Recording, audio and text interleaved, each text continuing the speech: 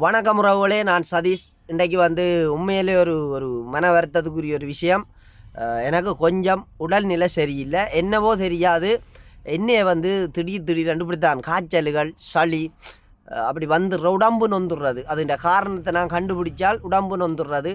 1000 ரூபா உழைச்சால் 2000 ரூபா சிலவாக போயிடுது மருந்து எடுக்கிறதுக்கு. நான் இன்றைக்கு ஒரு முக்கியமான ஒரு வீடியோ கதைக்கணும்.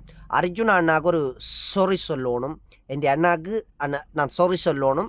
இன்னும் ஒரு நபருக்கு தேங்க்ஸ் சொல்லணும். அதை பற்றி கதைக்கணும். அதுக்கு முன்னுக்கு என் வருத்தமாக இருந்தாலும் நான் இன்றைக்கு என் கடமையை மீறக்கூடாது, சொல்லணும் என்று ஆசைப்பட்டு இந்த வீடியோ வந்திருக்கிறேன். தயவு செய்து தட்டாமல் இருக்கா, முழுமையாக பாருங்கோ. என்னத்தை நான் மையமாக கதைக்க வந்தேனான்னு சொன்னால், நேற்று நான் ஒரு வீடியோ போட்டிருந்தேன். நான் அர்ஜுனா அண்ணா ஜெக்கெட் போடாத ஒரு பிரச்சனை வலைத்தளங்களில் போகுது. அண்ணான்ற உயிரங்களுக்கு முக்கியம். அண்ணா இப்படியான விஷயங்களில் கொஞ்சம் அவதானமாக இருங்கோ. நீங்கள் தமிழ் மக்களுக்கு முக்கியமாக தேவை. மாதிரி இளைஞர் சமுதாயத்துக்கு நீங்கள் கண்டிப்பாக தேவை. அதை நான் மையமாக வச்சுத்தான் உங்களில் இருக்கிற ஒரு அக்கறையில் அந்த வீடியோ போட்டிருந்தேன். ஆனால் எனக்கு ஒரு லிங்க் கொண்டு வந்தது. சரியா, எனக்கு ஒரு வீடியோ லிங்க் கொண்டு வந்தது. பார்த்தன், அது உங்களோட யூடியூப் லிங்க். எனக்கு நான் வீடியோ போடக்குள்ளே உங்களோட வீடியோ நான் பார்க்கல. உண்மையே சொல்லிடுறேன், நான் உங்களோட வீடியோ எல்லாம் பார்க்குறேன். ஆனால் இந்த விஷயத்தை நான் பார்க்கல. என்ன காரணம்டா, எனக்கு இந்த லிங்க் வரையில, இந்த நோட்டிஃபிகேஷனாக வரையில.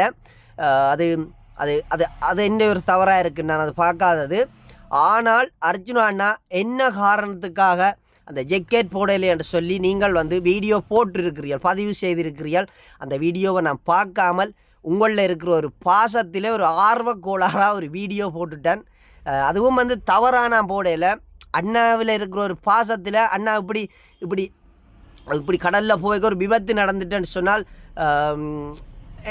உங்களை இழந்துருவோமோன்ற ஒரு பயத்திலேயும் ஒரு பாசத்திலேயும் தான் நான் அந்த வீடியோ பதிவிட்டிருந்தேன். அது நிறைய பேர் எனக்கு அது விளக்கமாக சொல்லியிருந்தது. நிறைய பேர் தம்பி இப்படி வீடியோ வந்திருக்கு, அண்ணா போட்டிருக்கிறார், பாருன்னு சொல்லி. பிறகு எனக்கு லிங்கே வந்தது. உடனே 8 மணித்தியாதுக்குள்ள ஒரு லிங்க் கொண்டு வந்து தான் மத்தினன் உடனே பார்த்துட்டேன் நான். அதில் அர்ஜுனா அண்ணா என்னத்துக்காக அந்த அந்த ஜெக்கெட் நான் அணியலேன்றதை தெளிவாக சொல்லியிருந்தார். அந்த ஒரு சிறுமி உயிரை காப்பாற்றணும், நாங்கள் ஓரளவுக்கு நீச்சல் தெரியும், நாங்கள் தண்ணியில் விழுந்துட்டோம்னு சொன்னால் கூட ஓரளவுக்கு என்னால் தப்பிக்கொள்ள முடியும். ஆனால் இந்த சிறுமி இப்படி எதுவும் ஒரு விபத்து நடந்தால் இந்த சிறுமியின் உயிர் பாதிக்கப்பட்டுருமென்று ஒரு நல்ல எண்ணத்தில் தான் அண்ணா இந்த விஷயம் செய்திருக்குது. அந்த வீடியோ சிங்களத்தால் வந்தபடியால் என்னாலே அதையும் நான் வடிவாக பார்க்கலாமல் போச்சுது. அந்த சிங்களம் மொழி தெரியாததால் நான் அதை சரியாக காது கொடுத்ததை கேட்கல. அது என்னுடைய ஒரு தவறு. அண்ணாக்கு மீண்டும் சொல்கிறேன், சொறி அண்ணா, மன்னிச்சு கொள்ளுங்க தம்பி. கூடாத மாதிரி சொல்லலை, உங்களில் இருக்கிற அக்கறையில் இப்படி ஒரு பதிவை நான் போட்டிருந்தேன் நான். சரியா அண்ணா? அது என் வீடியோ பார்க்குற உறவுகளுக்கு ஃபுல்லாக விளங்கி இருக்குது. தம்பி இதை இந்த வீடியோ பார்க்காமல் பதிவிட்டுட்டான்னு சொல்லி அது விளங்கி இருக்கு எல்லாருக்கும். அதோட அந்த சிறுமியை காக்கணும், பாதுகாக்கணும், அந்த சிறுமியின் உயிரை பாதுகாக்கணுமென்ற ஒரு அடிப்படையில் அர்ஜுனா அண்ணா எடுத்த முடிவு 100% சரியென்று சொல்லுவான். உண்மையாக ஏனென்று சொன்னால், என்னையே கேட்டால் கூட இப்படியான ஒரு இடத்துல இப்படி ஒரு சம்பவம் நடக்குது, நீ என்ன செய்வேன்னு கேட்டால் என்னால் உடனே இந்த பதிலை தான் சொல்லுவான். நான் என்னுடைய ஜெக்கெட்டை கொடுத்துருவேன், அந்த அடுத்த தலைமுறைகள் வாழட்டும், என்னால் முடிஞ்ச அளவுக்கு நான் தண்ணியில் தத்தளித்து ட்ரை பண்ணி பார்ப்பேன். ஏலாட்டிக்கு சாவு தானே, நமக்கு சாவுறதும் புதுசாகட்டும் இது இல்லை தானே, சாவுன்றது அது என்றைக்கோ வாரது தானே, அதுக்கு பயப்பட மாட்டேன்ட்டு நான் சொல்லிடுவேன். அதே ஒரு கேரக்டர் மாதிரி தான் அண்ணாவும் அந்த சிறுமிக்கு தன் ஜெக்கெட்டை கொடுத்துட்டு இருந்தது. இந்த ஊடகங்கள் உண்மையிலேயே என்ன நடக்குது ஏது நடக்குதுன்று ஒழுங்காக அதை புரிஞ்சு கொள்ளாமல் சில வீடியோக்கள் போடுறது அது தவறு. நான் இந்த தவறை அனலைஸ் பண்ணி இன்றைக்கு தான் அதை உணர்ந்தேன். ஆனால் நான் இப்படி ஒரு அதோட நன்மையை பார்க்காமல் ஒரு சின்ன வீடியோ பதிவிட்டுட்டேன்னு சொல்லி ஒரு மன வருத்தத்தோடு இருந்துட்டு தான் நான் இந்த வீடியோ போடுறேன். என்று சொன்னால் அது இப்போ நான் போட்ட வீடியோ நிறைய பேர் பார்த்துருக்கிறீர்கள். அவர்களுக்கும் நான் சொல்ல வர விஷயம் விளங்கணுமென்று சொல்லித்தான் இந்த விஷயத்தை சொல்கிறேன். கணக்க நீளமாக வீடியோ போட விரும்பலை. அத்துடன் இந்த ஒரு சில விமர்சனங்கள் கொஞ்சம் தாறுமாறாக வருது. ஆறவரண்டு சொல்கிறதுல எந்த ஒரு இதுவும் இல்லை, சும்மா நோமலாக நான் சொல்லிட்டு போகிறேன். வடிவாக உன்னிப்பாக பாருங்க, மீடியாக்களில் பாருங்க. அர்ஜுனா அண்ணா விஜயை ஆதரிக்கிறது என்னத்துக்கும், அவர் ஆதரித்து ஆரை கொண்டு வரணும் இலங்கையில் அடுத்த அரசாங்கத்தை யோசிச்சு கொண்டு போகிறேராம். அதுதான் அர்ஜுனா இப்படி செய்தேன்னு சொல்லி ஒரு சிலர் தங்களுக்கு என்னென்னு சொல்கிறது தாங்கள் கொஞ்சம் ட்ரெண்டிங் ஆகணுமென்று சொல்லி ஒரு சில பதிவுகளை போட்டு கொண்டிருப்பினோம். அது வந்து தவறுன்னு நான் சொல்லுவேன். முற்றிலும் அது வந்து தவறு. என்ன காரணம் என்று சொன்னால் எந்த உள்நோக்கமும் எந்த எதிர்பார்ப்பும் வச்சு அண்ணா ஆரோடையும் புழங்காது. எனக்கு ஒரு விஷயம் நடக்கணும் நீ என்னோட 2 சொல்லி என்றைக்கும் ஆரோடையும் அண்ணா புழங்குறேல. அண்ணா வந்து இயல்பாகவே அப்படித்தான். இந்த அரசியலுக்குள்ள வரைக்கையும் எவ்வளவோ எதிர்ப்பெல்லாம் சந்தித்து வந்து அப்புறம் இப்போ எவ்வளவு எதிர்ப்பையெல்லாம் சந்திச்சும் அவர் தடம் புரளாமல் தன்னுடைய ஒரு கொள்கையில் நீட்டாக போய்கொண்டிருக்கிறார்ன்ற வந்து நிறைய பேருக்கு தெரிஞ்சு கொண்டும் ஒரு சில விமர்சனங்களுக்கு நாங்கள் பதில் சொல்லணுமான்னு கேட்டால் இல்லை, பதில் சொல்ல தேவையில்லை. இன்றைக்கு பார்த்து கொண்டு போகக்குள்ளே நான் அதை பார்த்தேன். அவருக்கு பதில் சொல்லணுமென்று யோசிச்சுட்டும் பிறகு பார்த்தேன், சரி அவரும் தமிழர் தானே, எல்லாம் எங்களோட உறவுகள் தானே, சரி அவர் தண்ட ரெண்டிங்குக்கு கதைக்கிறேன்டா நான் எந்த ரெண்டிங்குக்கு கதைக்கிறேன்னு சொல்லுவார் பக்காண்டு. அப்போ பிறகு 2 பேருக்குள்ளே ஒரு வாக்குவாதம் பெறலாம். பிறகு சும்மா சோழியலையன்ற ஒரு அடிப்படை காரணத்தை வச்சு தான் நான் அந்த பதிவில் அந்த பதிவை சேர்க்கையில் அவற்றை பேருன்னு சொல்லலை. அவருக்கு உண்மையிலே விளங்கும். இன்னும் ஒரு நபற்ற கருத்து கணிப்பை வச்சு நீங்கள் யாரையும் எடை போடக்கூடாது. அது நான் இன்றைக்கும் சொல்லுவேன். இப்போ நான் அண்ணா நல்லவன்ட்டு நான் சொல்கிறேன்னு சொன்னால் அதை எனக்கும் என்னை சார்ந்தவர்களுக்கும் நல்லமா தெரியும். அண்ணாவை பிடிக்காத நபர்களுக்கு அது எதிரியாக தான் தெரியும். அது உங்களுடைய பார்வை, சரியா? அப்போ அதை வந்து நாங்கள் உங்களை எதிர்த்து போராடவோ விமர்சனம் செய்யவோ அது தேவையில்லை என்று நான் யோசிக்கிறேன். அதோட இப்போ இன்னும் ஒருத்தர் சொன்னதைத்தான் நான் சொன்னான் என்று சொல்கிறது வந்து அது உண்மையிலேயே அப்பட்டமான ஒரு பொய்யாக கூட இருக்கலாம். அடுத்தது வந்து உங்களுடைய புத்தி கூர்ம குறைவென்று சொல்லலாம். தவறாக எடுக்காதீங்க யாராக இருந்தாலும்.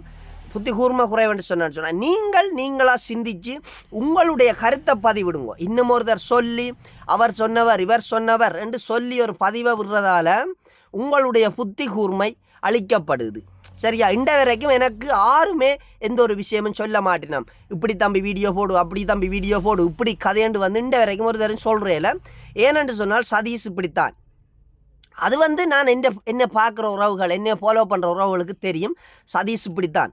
புலையண்டு சொன்னால் அந்த விஷயத்துக்கு வந்து அவனுக்கு நாங்கள் சொன்னால் மண்டியிட்டு மன்னிப்பு கேட்டுட்டு போவான் சதீஷ்ன்றது வந்து நிறைய பேருக்கு தெரியும். புலை இல்லாமல் ஒரு விஷயத்துக்கு மண்டியிடன்னு சொன்னால் நெஞ்ச நிமித்தி கொண்டு தான் நிற்பேன். அது வந்து என்ற ஒரு கொள்கை, சரியா? மற்றது இன்னும் ஒரு தடவை குத்தி காயப்படுத்தி அதில் நாங்கள் பணம் சம்பாதிக்கிறதோ இல்லை அதில் நாங்கள் குளிர் காய்கிறதோ எனக்கு பிடிக்காது. புலை என்று சொன்னால் நான் அதை நேர சொல்லுவேன். என்னில் புலை இருந்தால் நீங்கள் என்னைய விமர்சனம் செய்யலாம். தம்பி நீ இப்படி செய்தது புலையடா என்று சொன்னால் உங்களுக்கு உரிமை இருக்குது, எல்லாருக்கும் உரிமை இருக்குது. அதே மாதிரி ஒரு தடவை வந்து காயப்படுத்தி நாங்கள் ஒரு பணத்தையோ இல்லைன்னு சொன்னால் ஒரு வியூஸையோ லைக்கையோ சம்பாதிக்கிறது வந்து தவறுன்னு சொல்லுவேன். இப்போ எங்களை எல்லாருக்கும் பிடிக்கணும் தெரியணும் என்று சொல்லினால் நாங்கள் வந்து 100% மக்களோட பயணிக்கிறது தான் சரியாக இருக்கும். அதை விட்டுட்டு எனக்கு சரி எனக்கு தான் எல்லாம் தெரியுமென்ட்டு நாங்கள் கதைக்கக்கூடாது. நீங்கள் அப்படி கதைச்சிருந்தாலும் பிரச்சனை இல்லை. அந்த நபர் இன்னும் ஒருத்தர் உங்களுக்கு சொல்லி நீங்கள் அதை வந்து மீடியாக்களுக்குள்ளே கொண்டு வந்து விடுறது வந்து தவறுன்னு தான் நான் சொல்ல வரேன். நீங்கள் உங்களோட சுயமாக நீங்கள் சிந்திச்சு நான் இது கதைக்கிறேன், எனக்கு இப்படி படுது, இவர் இப்படி ஒரு குற்றவாளியா, இவர் இப்படியாண்டு நீங்கள் கதைங்கோ, நாங்களே ஆதரிப்போம். அவர் தன்னுடைய கருத்தை பகிர்றார். இன்னும் ஒருத்தர் திணிப்பு, இன்னும் ஒருத்தர் காதுக்குள்ளே திணிச்சு அதை கொண்டு வந்து மீடியாக்களில் கதைக்கிறார் என்றதை வந்து நாங்கள் ஏற்றுக்கொள்ள மாட்டோம், சரியா? அதை நான் இதில் சொல்லிக்கொண்டு இந்த எனக்கு வந்து உடனே வீடியோ லிங்க் அனுப்பின உறவுக்கும் நன்றி சொல்கிறேன். அடுத்தது வந்து அர்ஜுனா அண்ணாக்கும் சாரி சொல்கிறேன். அண்ணா தம்பி வந்து ஒரு ஏக்கமும் பாசத்தோடையும் தான் புழங்குவான். மனசில் எந்த வஞ்சகம் சூது களவு பொய் இல்லை. நான் வந்து ஒரு கடற்கார முதலாளியோட நிற்கிறேன். இப்போ 6 வருஷம், இந்த வருஷத்தோட 6 வருஷம் இண்ட வரைக்கும் அவர் என்னையில் எவ்வளோ விசுவாசம் வச்சுக்கிறார்ன்ற தெரியும். அவற்ற உறவினர்கள் எது சொன்னால் கூட குமார் இப்படி கதைக்கினம், இந்த விஷயங்கள் இப்படி இருக்குது, இதை நீங்கள் என்ன உங்களோட இதுக்குள்ளே எடுக்கக்கூடாது, நீங்கள் இப்படி இருக்கணும், தச்சு தவறி நான் ஒரு கூடாத சேர்க்க வேறு பொடிகளோட வெளியில் போய் நின்று கதைச்சா கூட கேமராவை பார்த்துட்டு கூப்பிட்டு சொல்லுவார், இங்கே வாங்கோ, இதில் இருங்கோ, அங்கே இங்கே போகக்கூடாது அப்படி என்று கூப்பிட்டு ஒரு பாசத்தோடையும் ஒரு உரிமையோடையும் தான் கதைப்பேர். ஏனென்று சொன்னால் நான் நிற்கிற முதலாளிக்கு நான் 100% விசுவாசத்தை கொடுப்பேன். அவரும் வந்து எனக்கு என்ன ஒரு பண கஷ்டமோ எந்த பிரச்சனை வந்தாலும் யோசிக்காமல் குமார் இதில் எடுங்கோ, இப்படி செய்யுங்கோ, இதை பாருங்கோ, பிறகு பிறகு பார்ப்பேன், நீங்கள் இதை செய்யுங்க அப்படின்னு சொல்லித்தான் ஒரு வசனத்தை முன்வைப்பார். அதே வந்து எங்களோட உறவுகள் ரெண்டு வைப்போமன், எங்களுக்கு நிறைய சொந்த பந்தங்கள் இருக்குது, 10 ரூபா காசு பார்த்துட்டு தாரணுன்னு கேட்டால் கூட இன்றைய வரைக்கும் ஒரு நபர் என் கையில் தந்ததில்லை. அது வந்து சரியான ஒரு மன அழுத்தத்துக்குள்ளாக இருக்கிறேன். நான் சின்ன வயசில் அம்மாவை இழந்துட்டேன். எங்களுக்கு வந்து ஒரு சொத்து அம்மா. அடுத்தது வந்து எங்களுடைய அம்மாண்டி அம்மா அம்மும்மா, அவள் தான் எங்களுடைய அம்மாவை பார்க்குறத விட எங்களை பொத்தி பொத்தி பார்க்குறது. என்ன விஷயமா இருந்தால் கூட அப்படி பொத்தி பொத்தி எங்களை வளர்த்தவா. அம்மா இருக்கிறா, எங்களுடைய அம்மா இருந்தாலும் நான் எங்களுடைய அம்மாவெல்லாம் கூட பாசமாக இருப்பேன். எனக்கு பிடிக்கும் அவ்வளவு. கதைச்சால் நான் மன வருத்தத்துக்கு உள்ளாகுவேன். ஏன்னு சொன்னால் ஒரே கடல்ல இருந்து அடித்த செல்லில் எங்களோட பெரிய ஒரு வம்சாவளி, ஒரு உருப்படியெல்லாம் இல்லாமல் போனது. நாங்கள் இன்னும் அதை மறக்கலை, அதையும் சொல்கிறேன். அதோடு சேர்த்து இந்த மன அழுத்தம், மன வலி, கவலைகளை தான் நான் யோசிக்கக்குள்ள எனக்கு வந்து இந்த கடவுளாக பார்த்து 3 பொம்பளை பிள்ளையை தந்து விட்டார்.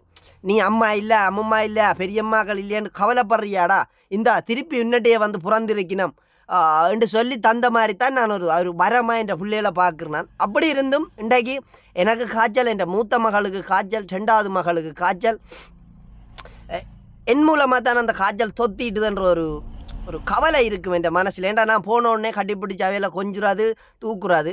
இன்றைக்கு விடியல எல்லாம் சோர்ந்து வாடி போய் இருந்துச்சு. சரியான ஒரு கவலையோடான் நான் இன்றைக்கு என் வேலைக்கு கூட வந்தேன். நான் என்னென்னு சொன்னால், நாங்கள் இன்னும் ஒரு முதலாளிக்கு கீழே நிற்கக்குள்ளே அவருக்கு விசுவாசமாக இருக்கணும்.